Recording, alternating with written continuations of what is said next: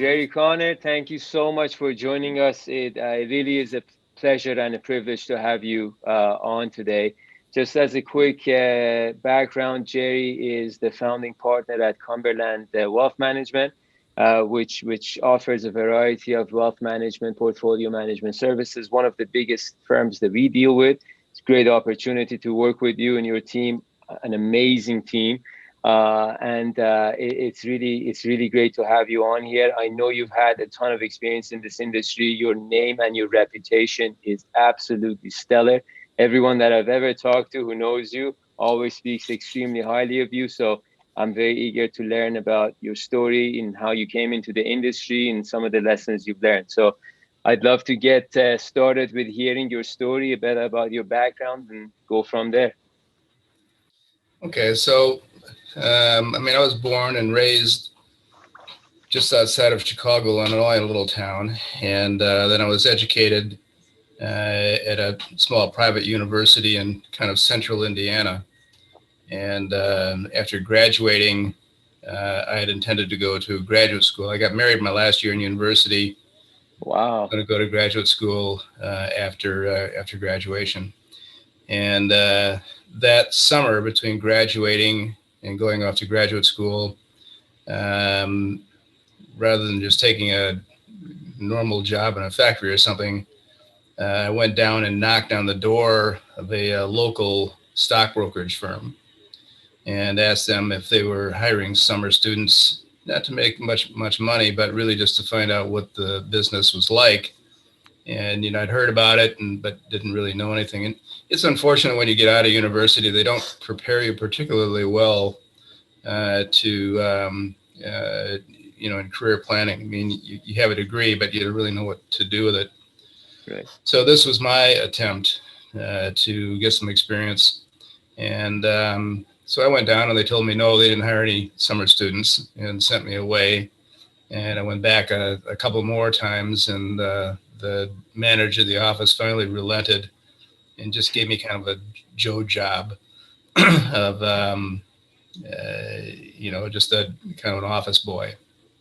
And then in August of that year, for some reason, he had taken a liking to me, and he was transferred from Aurora, Illinois to Toronto to take over the operation there. And Toronto was interesting because it was a separate entity from the main office in New York, and the firm I was working for was a company called Francis A. DuPont, which is then the second largest brokerage firm in North America.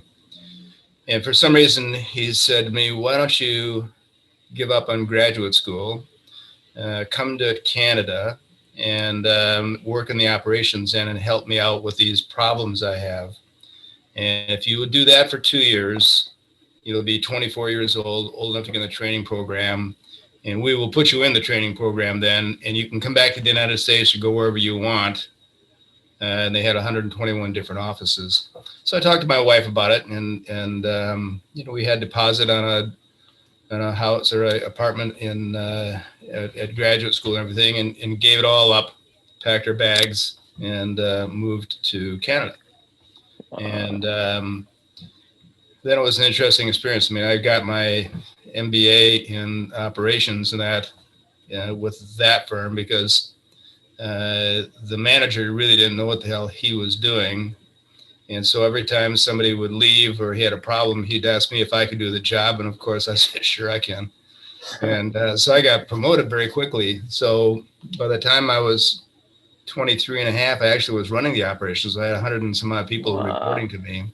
And I'd only been there maybe a year and a half. And then he left, took another job, and I was stranded. And one of the people that was at his retirement party in Aurora, Illinois, was a guy named Peter DuPont. Well, he was the DuPont. And so I called him and I said, oh, you'll remember me, but here was the deal I had. And he said, yeah, I remember you.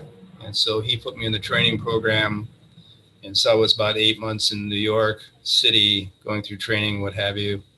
And at the end of that program, and I couldn't afford to keep my wife in Toronto with a kid And we didn't think we were coming back to Toronto. So we packed up our bags and put everything in storage. My wife moved to Florida, and I went to New York. And I remember it was the July 4th weekend of 1970. I went down and we're walking the beach after dinner and said, "Where are we going to go? Go back to Chicago, or we should probably be in a big city rather than a small city. If you're going to do well in this business, you can always go back to a small town." We knew Chicago. We didn't really know any of the others. If you're going to live in Chicago, then it was a commute. We liked the living style and standard in Toronto, and so we elected to come back to Toronto. So that was an important decision. And I continued to work with that firm. Then a guy named Ross Perot acquired it, kind of changed the ethics of the organization. I left them in 1972 and joined a company called Baker Weeks, which was a very good institutional research firm. And our shtick then was to use the institutional research that was too detailed and too voluminous for most individuals to really use themselves. And we would use it and handle the money on a discretionary basis. And so that's how we kind of got into the discretionary money management game. Then so that was 1972, and then they were going to be acquired in 1977 or so. One of the other chaps there was a guy named John Clark, who had also been with me at DuPont. And so we elected to go out and start Connor Clark, and that was 1976. And we had, I don't know, maybe we made $15 million between us, money under management. So we could barely scrape by on that. But there was also a lesson learned in that whole exercise, because you had to put up a certain amount of capital. We didn't have any money. And so I had just bought a house. And so I had to pledge the house to the bank to get the money to put up for the firm. And I can still remember my wife had to get independent legal advice to sign off on the house. So she went down and saw this lawyer, and he said, "Don't do it. Most of these Wow. businesses don't make it. You're going to lose your house." She said, "Well, I'll either lose my house or lose my husband. So I'm going to go ahead and do this." But she was very good sport. She moved from the United States with a kid to Canada, and she was along for the ride, good, bad, or whatever. And so we started Connor Clark, and then in 1982 we started Connor Clark and Lund, which was an institutional business. So we managed more pension plans there, and at Connor Clark, we mostly managed individuals, money for individuals. And then in 1987, we started another company called 2020, which was a mutual fund company. And it all culminated kind of in 1997. So we started from 15 million and had about, I think we had about 16 or 18 billion when I left in 97 and started Cumberland. So we started Cumberland with kind of my book of business of maybe 500 million and four major partners. And today Cumberland's about 3.5 billion. And along the way, as part of our money management style, we were kind of contrarian value type guys. If you remember back in 1999 or 2000, all the tech stocks were doing very well. It was a new economy and all this .com stuff. It was kind of crazy. And so we started taking money out of the stock market and buying real estate. And so we bought about 1.5 million square feet of real estate over at King and Spadina, all along both sides of King Street. And they were all old garment factories and warehouses. They're pretty run down, and we would renovate them. We literally empty them, sandblast the walls, take the floors back down to being wooden floors, and they'd all post them. They were quite pretty inside, and started leasing those out, and that turned to be quite a successful real estate operation. Wow. And we set up a series of limited partners for their Cumberland clients that owned all of those buildings. And the limited partnerships had a sunset on it. And so in 2003 or 2002, sunsets came up. And instead of trying to sell the buildings, we took the package of buildings public. And it's now called Allied Properties REIT. And now that Properties REIT today's, I think it's about 9 billion in properties and about 14 million square feet of property. Wow. So that was another venture that we got into. So the Cumberland story has been kind of interesting. I probably would not have gotten into the real estate had I stayed with Connor Clark. Connor Clark eventually got acquired by Royal Bank and has disappeared. Connor Clark and Lund is still around, although none of the original partners are still working there. But Connor Clark and Lund's probably it could be very well the largest. It's about 100 billion in management. So it could be the largest independent on the street now. Wow. So it's been a good ride.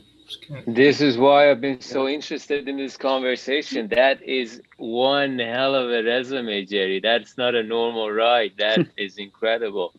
But sorry, please go ahead. No, it's sorry.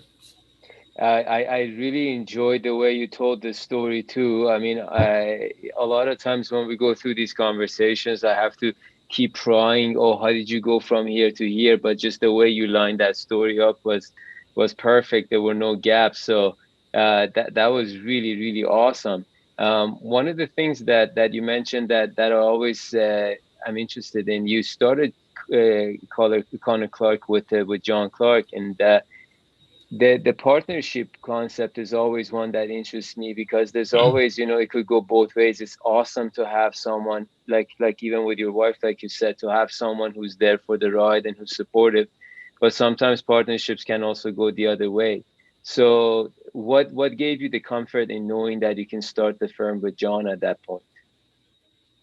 It was probably a bit naive in not really having tested, our values. And we were just two guys that were working hard and were two of the more successful salesmen at Baker Weeks. The opportunity we had at Baker Weeks was going to go away, and we were both eager to do something else. We had lots of offers from joining the Wood Gundy's and other firms on the street, but we both wanted to be independent. And so, we'd like to just kind of strike out on our own. That said, I mean, there was probably less forethought put into the whole thing than we probably should have put into it. And so it just seemed like a good idea. We could afford it. And if it didn't work, we could always go back and get jobs at the big firms. The downside was you're going to lose some money and you're going to lose your house probably, but you could recover. I was only 30 years old, so it wasn't going to be the end of the world. And then as a partnership evolved, I mean, it was just the two of us for quite a while. It was, and we were not particularly successful initially. We built our business, but the ramp up was pretty slow, and it was only maybe 5 years in that I wanted to start building the business. John didn't really have any interest in being involved in managing a business, and so he said, "Look, if you want to do that, go ahead. I'll support you, but just don't ask me to do anything." I said, "Fine." Well, that's a good deal. So I didn't have to. He was never in the way, and we never had a compromise really on decisions. And we started building the firm. In the end, we had a conflict, and that's what broke it up. But for 20 years, it was pretty good ride. That's incredible. In what you said, there were a few things that sort of stood out that I want to kind of go back to. One is one of the big focuses of these conversations to me are always about core characteristics that make someone, help someone on their way of achieving success. And one of those things, obviously, like circumstances come into play. But like for me, right off the bat, that decision you made in the summer between going to grad school to go and knock on the door. That to me is a big thing. Like obviously that sets you on the path, and for you to have the vision to do that. But then also in your focus in terms of within the industry, pursuing with the education, saying yes to the operational work that was thrown your way. All of these things to me are characteristics that need to be highlighted, because regardless of what people do, what kind of path or what career they're in, these core characteristics are important. So I am interested though, what got you curious enough to go and knock on the brokerage's for a door? And did you always have an interest in the financial markets, or? Yeah. So it's interesting you would highlight that, because it's probably one of the more important things that I reference when I'm speaking to young guys. And what happens with most guys coming out of university today is that they have a degree, they're not too sure what they want. There's not a lot of good career counseling that's going on.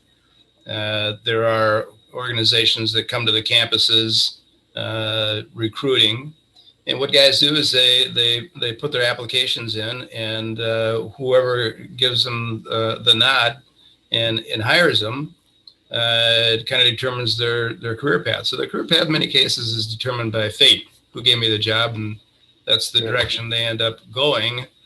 And that happened to lots of my friends. While I was in university, the plum job when I was getting out of school was to get a job with Procter and Gamble. In marketing, that was the job you wanted. And so I went through the process, and Procter and Gamble offered me a job. And they only offered 2 people on the campus a job. I was one of them, and thought about it, and I went, I don't know if I really want to work for Procter and Gamble. I think I'd rather go to graduate school and think about it a little bit. So I turned the job down, and everybody said, "You're crazy. I mean, that's the direction you want to go in." But I didn't know that was the direction I wanted to go in. And I'd heard about the stock market. It seemed kind of glamorous. My father had invested a bit of money, and so you'd hear about what was going on. And so I just thought, why not go down and learn a little bit about it? But That's awesome. What's important is, if I had not been proactive in trying to choose my job, fate would have chosen it for me. I'd probably been a middle management guy with Procter and Gamble or something, and who knows what. Well, that's exactly why it was interesting to me, because sometimes it's that it, like we always talk about, everything always starts small, right? And some of the steps that seem like a small step, but like to me that was the key. That is what set you off on the right path, because you decided to go and knock on that door. And plus you also had the courage. Like a lot of times people are a little bit too concerned about what happens if they hear a no, and it's like, well, nothing happens, it's fine. You move on and you knock on the next door, but go for it. I appreciate you sharing that. That's really cool. Now, I'm curious to know. This is a conversation I already kind of know, because I've had this conversation with you before, but I want to bring it up again. One of the most awesome moments that I've had in my 20 years of this my own business here was one quick conversation I had with you at an event, and I asked you, did you envision all of this? I mean, you've obviously had tremendous success. Like there's success, and then there's next level success. There's Gerry Connor level success. You've had like a high level of success. And I asked you, hey, did you envision this? And I've asked this of a lot of people, and a lot of times they're like, yeah, I had this plan, I had this, that, and the other. And like you said, a lot of times you don't know what's going to happen.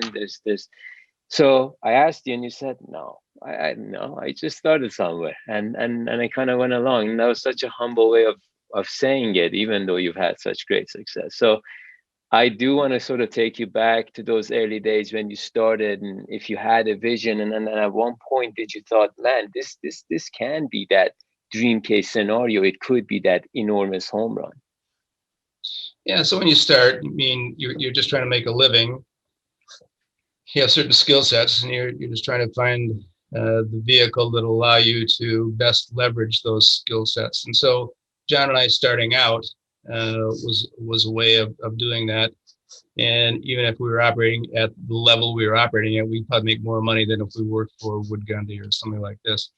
But then once you got into it and you saw uh, how you could leverage the business, and the leverage is very simple. I mean, we were managing money. We were doing a good job for it. If I could hire other people to uh, go out and sell that track record to other people, all I wanted to do is just keep a little bit of what they were making, and I could get lots of leverage on their time and talent. So it was easy then to say, let's hire a few people and see if in fact, we can leverage what we're doing, and that worked. And so then you kind of go to the next step, and then the next step, and then the next step was, well, we'll start our own operations. So we became then a full clearing member, which meant we had to put up a lot of capital, millions of dollars in capital. That was a big commitment, but it was all incremental. And as you have more success, and you do understand the business, yeah, then for sure, your vision becomes a little more far-reaching, and you start to think, what is in the realm of possible here. But when you're starting out, it's little baby steps. You're trying to put one foot in front of the other and prove out the business plan that you've got. And as you get comfortable with it and gain confidence in it, then become a little more venturesome and a little more brave about what you might do. So, I mean, that's all that happened. But we certainly didn't go in and say, let's, run this thing up to, 16, 17 billion dollars. That would have been a dream too far, and it's unrealistic. And the reality is, when you're in business, it's nice to have a great vision, but the reality is you got to have a reachable goal, and you got to make sure that it's realistic. Right. And then the only way that you can achieve this without driving yourself nuts is you take that goal and you say, let's break it down. What do you have to do literally almost every day? And so, I knew that if I did certain things every day, there was a certain success from doing those things. Beautiful. And that success was cumulative, and I would get to my goal. So regardless of what was happening in the market, I never went home all stressed out, things aren't working, da, da, da. I just knew that if I executed my plan every day, it worked. Right. It would work. I love that discipline. I love that mindset, because we live in a world right now where everyone's flooded with this social media, like, oh, dream big in private jets, and this like perfect reflection of life, whereas like you don't really know if it's real or not, because this is just all through the lens of the social media account. The other thing is, you're skipping all the steps, and that's some of the things that we always talk about, is like, embrace those steps, embrace the discipline. You can't just go from step one to step a million. And I love that, and I appreciate that you said that. It's nice to have the dream that's big, but if you don't have the individual reachable goals in between, you don't have the incremental steps in between, you're never going to get there. So I really appreciate you saying that. Now, in that, you're talking about a certain discipline in terms of like sticking to, here's what I'm doing. Market goes up, market goes down, I'm sticking to it. Where do you think that discipline came from? Do you think that's something that was just innate in you, or did you have to nurture it in yourself? Well, I mean, as far as an investment philosophy, but also sticking to the business and enduring the various ups and downs that come along with it, but just sticking to the discipline of, here's the vision, here's my next realistic goal, here's what I'm going for, and not to waver. Yeah. So we were pretty fortunate when we started in the business. And other people might look at it as misfortune. So the market peaked in 1968. That's the year I started in the business, even though it was in the operations end. And it went into a bear market, and it didn't come out of that bear market until 1982. It went dead for 14 years. Wow. And the business itself was not particularly sought after from guys getting out of school wanting to go to Wall Street. And so when I went through training in 1970, those classes put on by Merrill Lynch, Bache, DuPont, graduated the most new registered reps in any one year ever. That was the peak, the year I went through. By 1974, you went into this terrible market. Half of the registered reps were wiped out. The industry shrank by half. Wow. So the only guys that were left were some old guys that had a book of business who could survive it. All the young guys that had given up a decent job, they had a house, they had a mortgage, they had, kids to take care of, but they had a level of expenses that was certainly greater than mine, couldn't sustain themselves, and they had to get out and find work elsewhere. They got washed out. Right. And it was only knuckleheads like us that didn't really realize it was that bad a market and didn't have much of a standard of living that made it through. Right. So you talk about timing in life. You come out the other end, 14 years. Now you're looking at a kid that's, he's in his early 30s. And he's got almost 15 years experience. And I'm calling people. The old guys aren't calling anybody. Right. New guys getting in the business are just green rookies. There's this no competition. So for John Clark and I starting, and we were the first ones to start a high net worth consulting business, we had the game pretty well to ourselves. And it's because we survived that washout in the market, fortunate timing, good demographics and everything. And so it wasn't so much genius, good planning, terrific vision. We're in the right place at the right time and we survived. That's beautiful. And took advantage of that. Once you recognized it, then you went, now I've got a better vision as to what's going on here. Otherwise, I've just got my head down trying to hang in there. Markets take off in 82. You start making people a fair bit of money, and they're telling their friends the business is rolling in, things are looking good. And you go, how can I leverage this? Right. Now the vision part comes in. Mm-hmm. But we had to hang in there for 5 years, as I said, not particularly successful.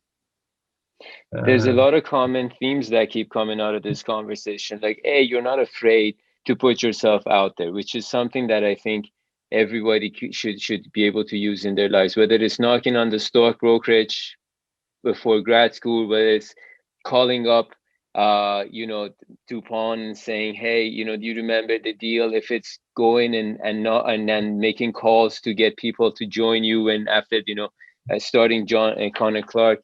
So putting yourself out there is a big part of that. And if you don't put yourself out there, none of this stuff is going to come to you. So you got to take that risk a little bit.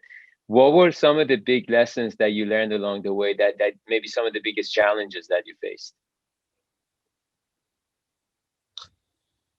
Well, that's a good question. I mean, the challenges we faced were, some of the difficult periods we had in the markets, and you have clients that get upset, you have employees that get rattled, and you have to be able to keep everybody focused on really what's going on. So you have to have a certain clarity in your messages, and you have to be able to come through it with some authority. So I mean, when the market crashed in 1987, for instance, everybody thought it was the start of, it was 1929. The market dropped over 20% that day. So I can remember calling a meeting of all my employees, not just the sales guys, but the secretaries and everybody else. And I said, I'm going to tell you in the next hour the history of 1929, what happened, and why it is different today. Right. And we're going to stay here tonight and call every client back, if it takes to midnight, to answer their calls.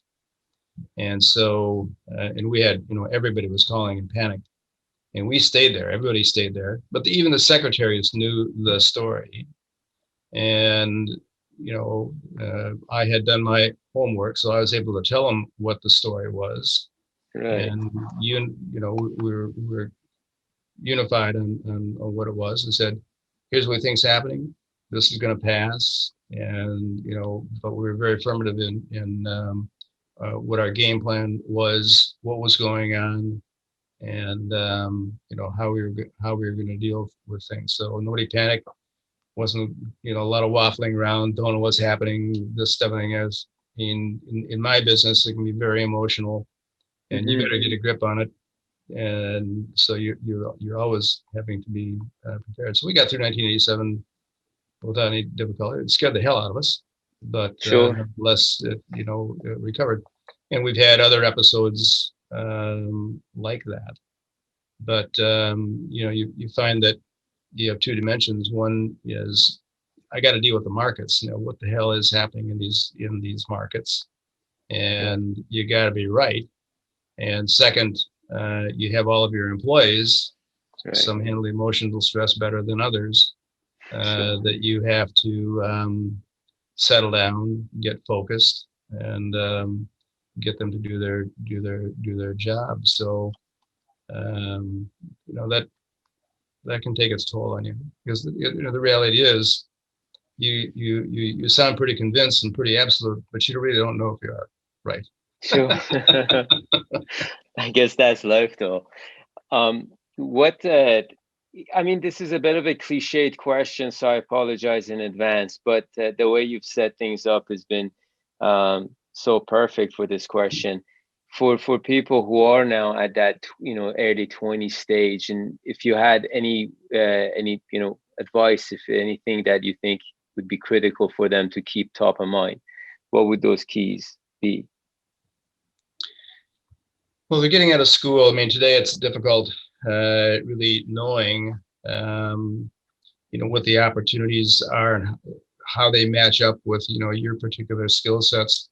Right, And I feel for them. So I've had all my sons, now my grandsons, and I've caused them all to take aptitude tests.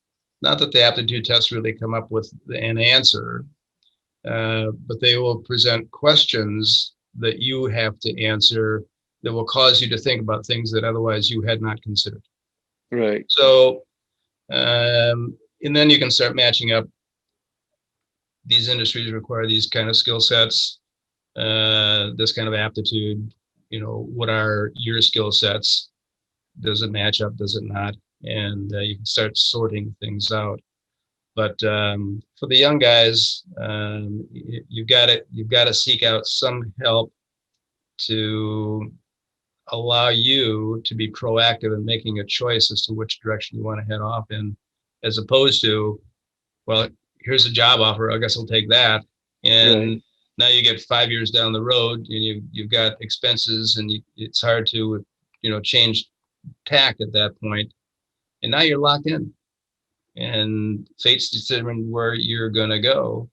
And this is why two guys can come out of school, they have the same interests, the same likes, the same grades, everything else. One goes here and one goes there, right. and it's because they didn't take charge of that first decision. That's a very Right. important decision.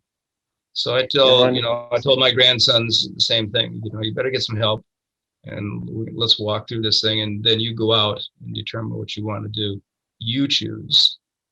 Don't let the market or fate choose for you. That's awesome. One of my favorite books was a book called Principles by Ray Dalio, and he talks about that. With he's Yeah. got one of the you might, yeah, and he talks about that within his firm, that they did a lot of that and doing the various testing to see how people's brains work, what their strong suits are, and the aptitude tests and whatnot, and trying to put his teams together in such a way that they were complementary. But 100%, you're right. I think it would be really helpful for people to do some of that and be presented with those questions that force them to think about things that they wouldn't have otherwise thought about. What about in terms of characteristics? What do you think? Like in me hearing your stories, there's a few key characteristics in you that stick out to me. Like I think you're tenacious. Like you go after things, and that's a big part of it.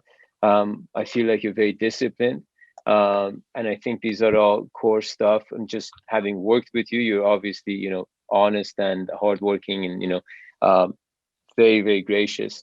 But what would you say are some key characteristics that people can really focus on in themselves to strengthen? Well, you've touched on some of them. I mean, I think grit, being tenacious, is every bit as important as being smart or Hmm.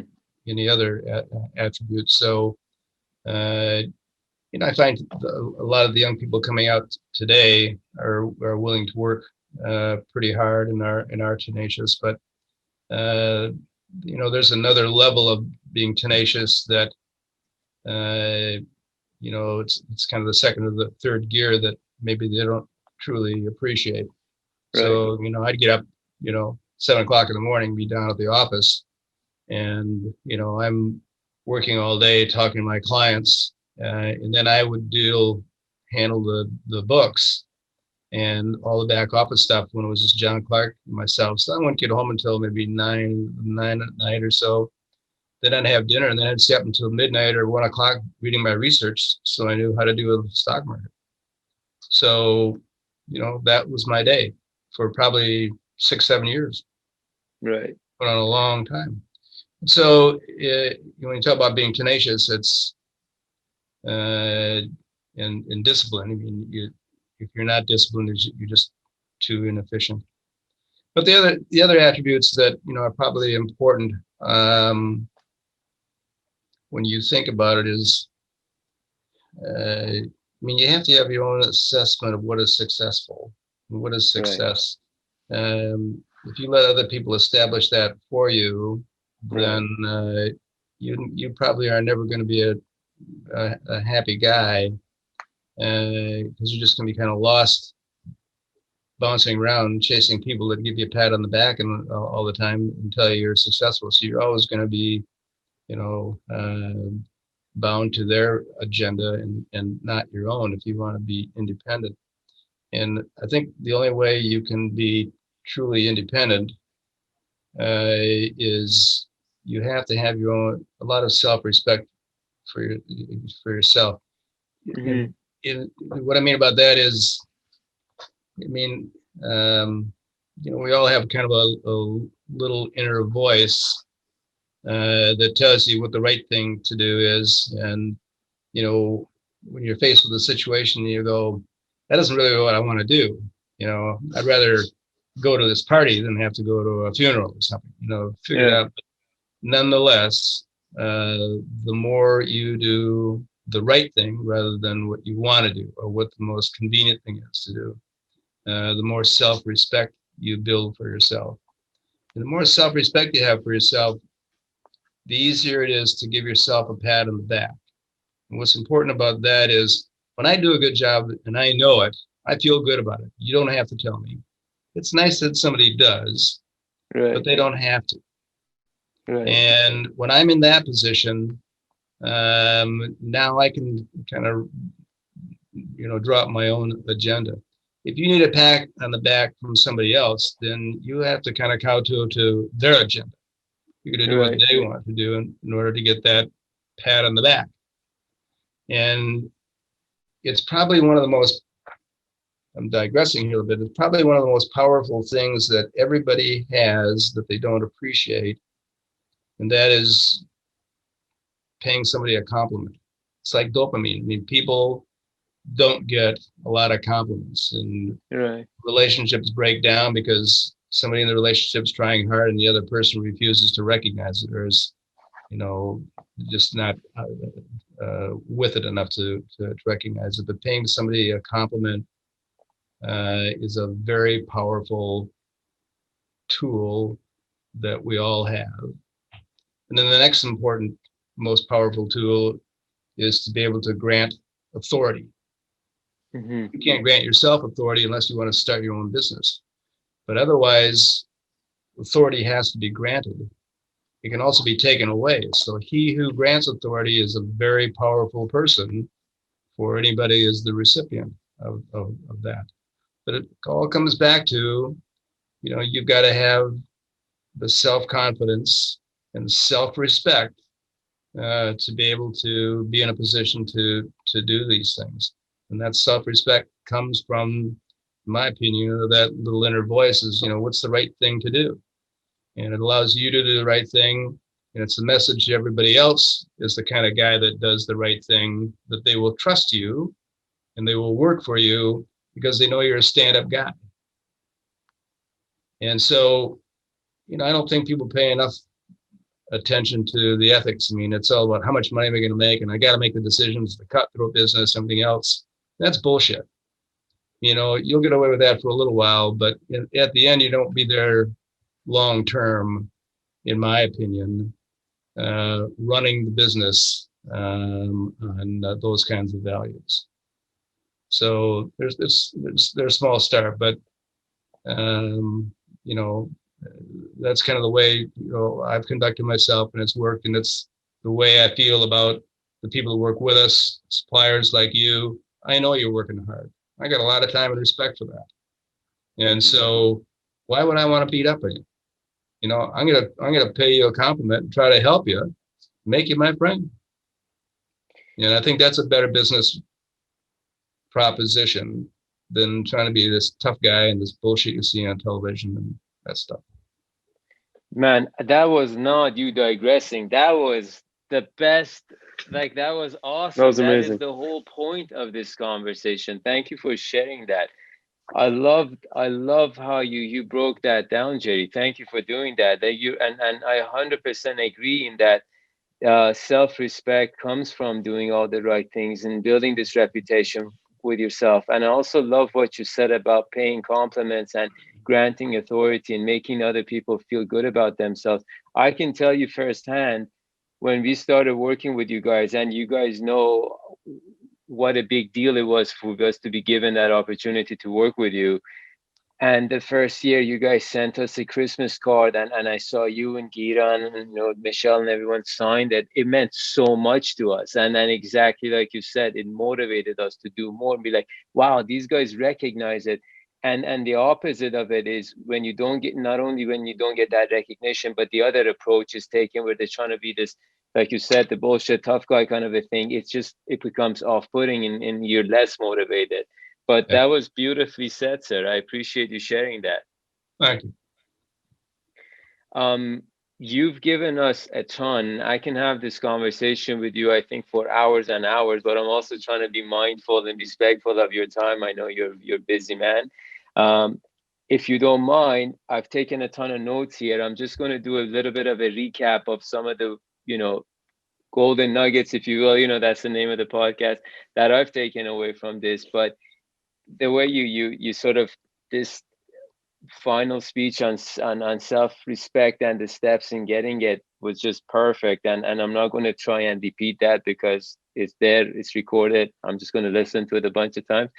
But I appreciate everything you said. I appreciate the tenacity you think we need, the grit, to have to treat people really well, empower them, give them authority to do a good job, pay them a compliment when you can, befriend them instead of coming down, and then obviously working very, very hard, defining your own success and chasing after fate, in a sense in that you don't want to completely leave it open. You want to take certain steps on your own and think about it, and pursue certain avenues. One quick thing that I do want to pick your brain on, because it's something that's very near and dear to my heart, is you said when you started the business and you were in the office at 7 in the morning, working till 9, go home, have dinner, and then do more work. This was something that I can relate to, and we did that quite a bit, and we still do quite a bit, in working around the clock. And this idea of balance I always talk about, I find like balance is also one of those things that you have to define for yourself. Balance doesn't mean you have to have 8 hours of sleep, 8 hours of work, 8 hours of fun. I think balance is based on your life and your goals, what you define as success, what you define for yourself. So for me, for long periods of my life, balance has been work, work, work, work, work, get some sleep, exercise, whatever. For me, balance wasn't to put in 8 hours of going out. Just wasn't for me. And for some people, might have been. But sometimes I get into these debates where people just push that. No, you have to take bunch of the hours of the day to yourself. And I just don't feel like that's necessary. If you're on a path, you have a certain goal you want to reach, and if that means you work 15 hours a day, you work 15 hours a day. It's okay. So I'm glad you said that, and I just I just want to get your quick thoughts on that if you have a minute left. I mean, look, people are different. I mean, some guys can have balance throughout the day and they take time to do things. And certainly I did too. I mean, you can't sit there and look at your computer screen without going cross-eyed all day long. So you need a break every once in a while. And so, you know, Right. I'd play squash or something in the afternoon a couple times a week, whatever. Balance in the context of what your family needs is different. And I found that I couldn't really quite do that throughout the day. Right. And so what I had to do is kind of compartmentalize that. My wife literally just came to me, you know, 35 years ago or so, yeah, at least that, almost 40 years ago, and said, look, your kids are going to grow up and you're not going to know who they are and they're not going to know who you are. And you're going to have to find a better way of spending time with them. So we ended up buying a place in the country. And initially we thought, well, we'll go up and, you know, buy a place up in the Muskokas. And, you know, that's where everybody likes to be. And I thought about it and went, if I go to the Muskokas, what I'm going to do is I'm going to get up there Friday night. We're going to go to a cocktail parties and that the kids will be going in a different direction all day Saturday. It's not going to accomplish what we want. And so we bought a place out in the middle of the country and the kids couldn't go anyplace. They could Right. bring friends up. And so they were captured. So was I. And so Friday night through Sunday night, you know, I spent time with my family. And then Monday morning and each night during the week, don't count them. And that's how we dealt with it. And it actually worked very well because in the time I dedicated with the kids, they would have friends up in the country. And as they got a little older, you need to let them have a beer or something. And, you know, we'd have dinner. And instead of them going off and doing something, which there wasn't anything to do, Right. we'd still be at the dinner table talking about whatever at 12 o'clock or 1 o'clock in the morning. And some of those friends of my sons still come around and talk about that. And it's something they never did with their parents. Never did That's with their awesome. parents. And so it was an interesting way of how, you know, we dealt with the balance in life, if you want. And it's a question of what's important to you. And you kind of take it on like you take on your business. I'm focused on this. How am I going to do it and make it a project and you execute it. That's And beautiful. yeah, so I mean that's what we did. That's awesome. I love it. When you're at work, you're focused on it. When you're with the family, you're focused on them, and Yeah, I mean it worked out really that well. was the only way I could operate. And you know, I just compartmentalized everything. You know, I'm gonna work, I'm gonna work hard, still work hard and play hard. And that's what we did. So Beautiful. This was awesome, Gerry. I really can't thank you enough for sharing so openly. Honestly, I learned so much, and the story was beautiful. It's super inspiring, and to see someone as honest and ethical as yourself work so hard and accomplish the success you have had, and it's just awesome to look up to. So thank you very much. Thank you well, for the for sharing. you know, thank you. I mean it's been a fun ride for me and it's always a fun ride when it works out, you know, but not all of them work out.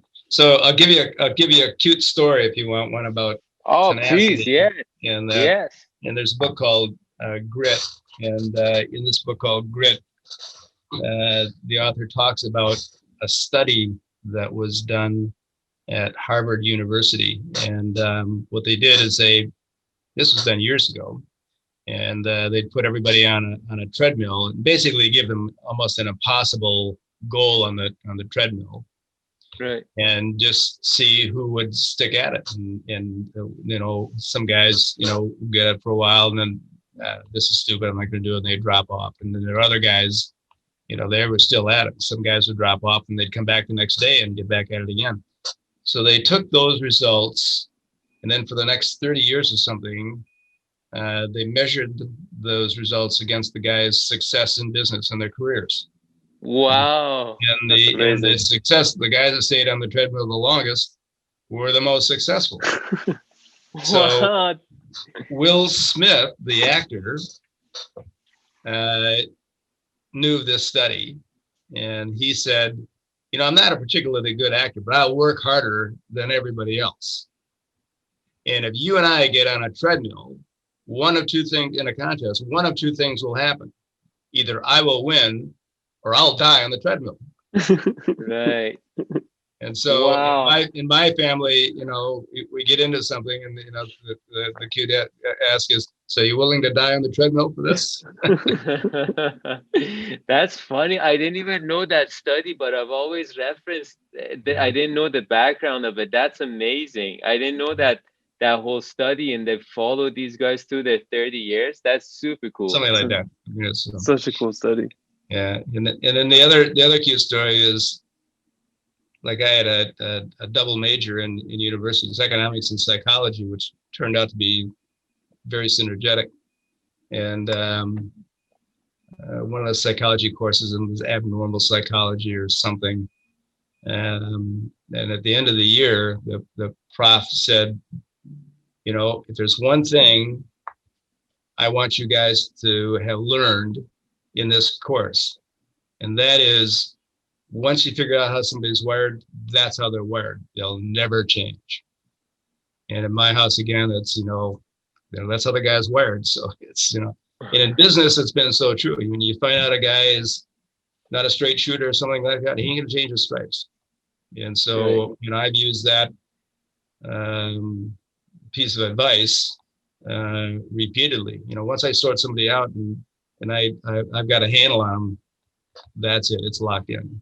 Right. And that's so true in business today. Again, it comes back to, are you listening to that little voice inside of you, or are you a guy that doesn't? And, collect all the guys who listen to that little voice, because they're pretty straight shooters. So, I love that you because I appreciate that sometimes I've been faulted for being a little bit too honest and too blunt, I suppose. But I feel like it makes life easier to cut through the bullshit and just say what you want to say. But it's nice to hear that being a straight shooter in your book is a good thing. and I think it is in every business. I mean, people don't like to work for people that don't tell them the truth or mislead them or whatever. They want to know where they stand.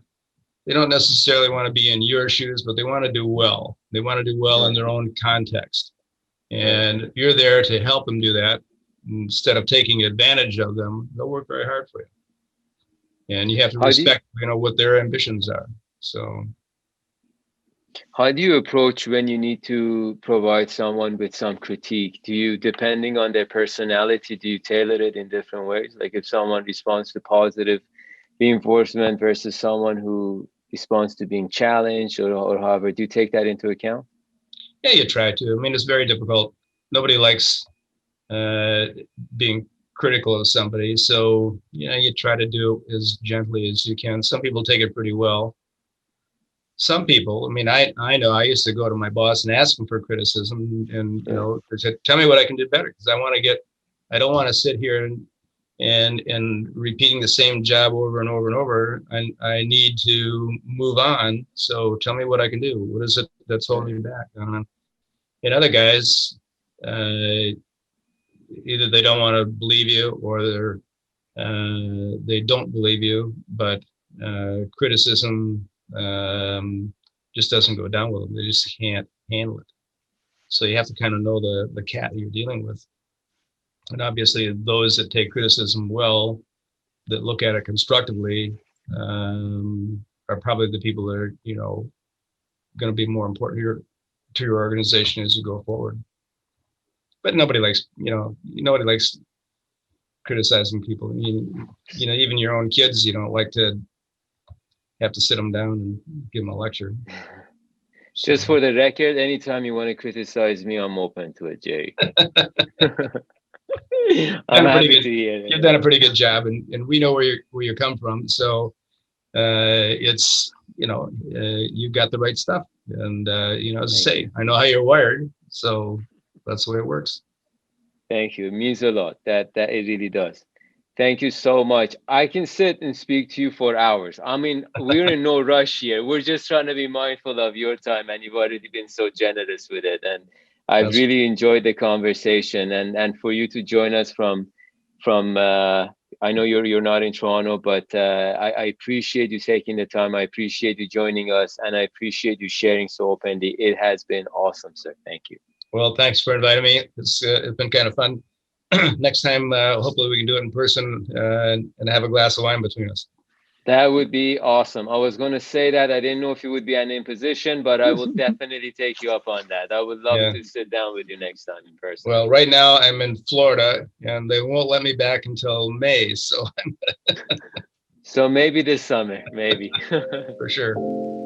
Thank you so much, Okay, Gerry. thank you All very the best much. to you. That's Thank good. you so much. Thanks, Take care. Yeah. Bye-bye.